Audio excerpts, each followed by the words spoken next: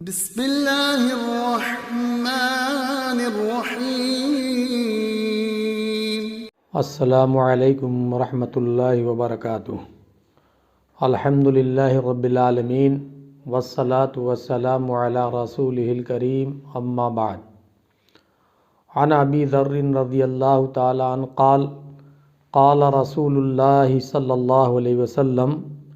ان المکثرین هم المقلون یوم القیامہ الا من آتاہ اللہ خیرا فنفع فیہ یمینہ وشمالہ وبین یدیہ ووراءہ وعمل فیہ خیرا او کما قال علیہ الصلاۃ والسلام، رواہ بخاری کتاب الرقاق۔ حضرت ابو ذر رضی اللہ تعالی عنہ سے روایت ہے، انہوں نے کہا کہ اللہ کے رسول صلی اللہ علیہ وسلم نے فرمایا، جو لوگ دنیا میں بہت مال دولت رکھتے ہیں وہ آخرت میں نادار ہوں گے، مگر وہ شخص آخرت میں مفلس اور نادار نہ ہوگا، بلکہ بہت سی نیکیوں اور بھلائیوں کا حامل ہوگا، جسے اللہ تعالیٰ بہت سا مال دے اور وہ اسے اپنے دائیں بائیں اور آگے پیچھے دیتا رہے اور اسے برابر نیک کاموں میں خرچ کرتا رہے۔ معزز سامعین، ناظرین کرام، ابھی میں نے آپ کے سامنے بخاری شریف کی ایک حدیث پڑھی ہے اور اس کا ترجمہ کیا ہے۔ اس حدیث میں اللہ کے رسول صلی اللہ علیہ وسلم نے یہ بات بیان کی ہے کہ دولت مند کا انجام کیا ہوگا۔ مال و دولت کی کثرت عام طور پر انسان کو خدا سے غافل کر دیتی ہے۔ جس کے پاس مال اور دولت زیادہ ہو جاتا ہے تو وہ اکثر و بیشتر کیا ہے، خدا سے غافل ہو جاتا ہے اور اپنی مال و دولت کے چکر میں اور اس کے بڑھاوے کے چکر میں وہ اللہ کو فراموش کر دیتا ہے۔ نہ اسے نماز یاد رہتی ہے، نہ روزہ یاد رہتا ہے، نہ بندوں کے حقوق یاد رہتے ہیں، نہ والدین کے حقوق کا پتہ رہتا ہے۔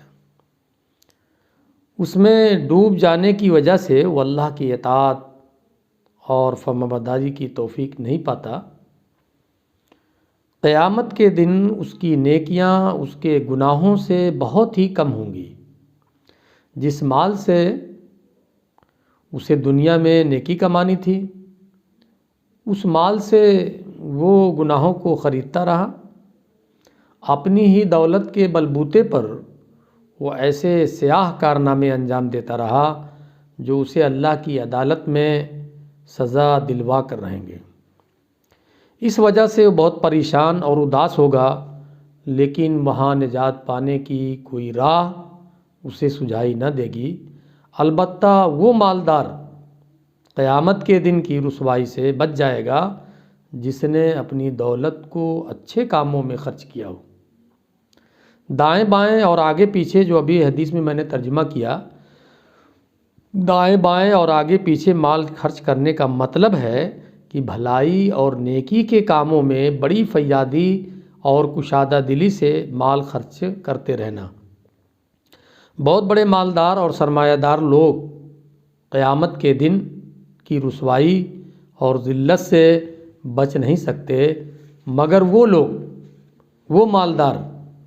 قیامت کی ذلت و رسوائی سے بچ جائے گا۔ وہ دولت مند آدمی قیامت کی ذلت و رسوائی سے بچ جائے گا جس آدمی نے ہر سال اپنے مال کی باقاعدہ زکوٰۃ ادا کی ہو۔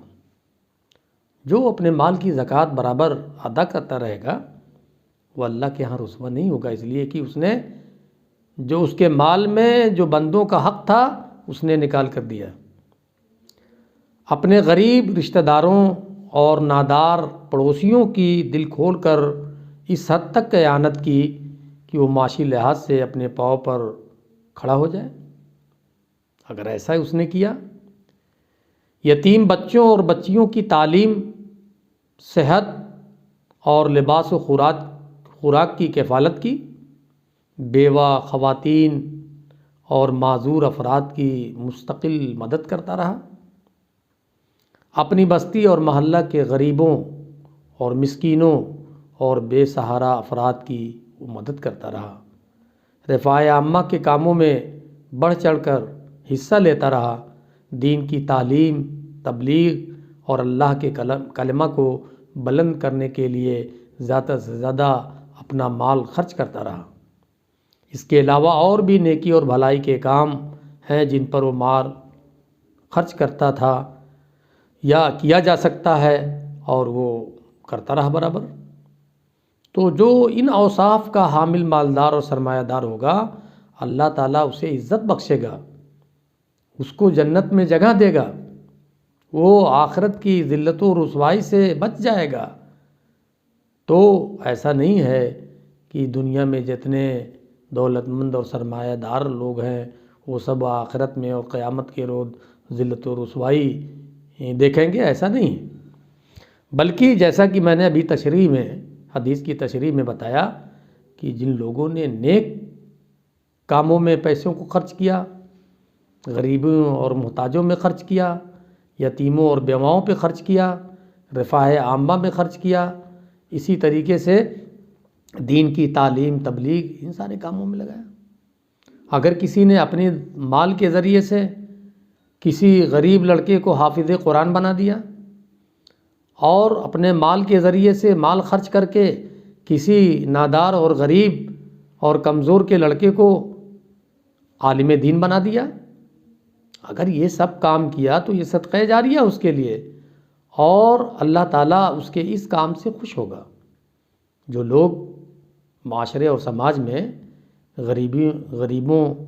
اور بیواؤں اور یتیموں اور مسکینوں کی مدد کرتے ہیں،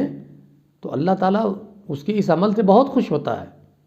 اور اس کو مزید نوازتا ہے۔ اللہ تعالیٰ اس کو مزید نوازتا ہے، اس لیے کہ اللہ کے حکم کے مطابق وہ اپنی رقم کو، اپنی دولت کو خرچ کر رہا ہے۔ تو وہ لوگ رسوا نہیں ہوں گے جنہوں نے نیک کاموں میں پیسے خرچ کیے، وہ لوگ ضرور رسوا ہوں گے جنہوں نے لوگوں کو پیسے کے ذریعے سے ستایا ہوگا، یا کسی کی زمین و جائیداد ناجائز طریقے سے لے لی ہوگی، یا کسی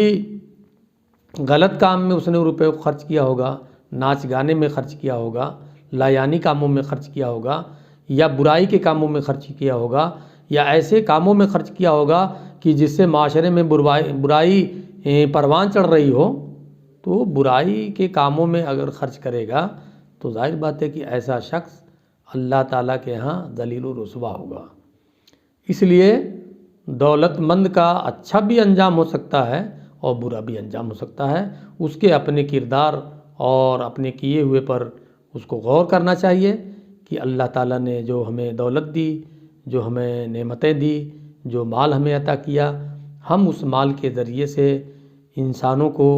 اللہ کی مخلوق کو کتنا نفع پہنچا رہے ہیں، اور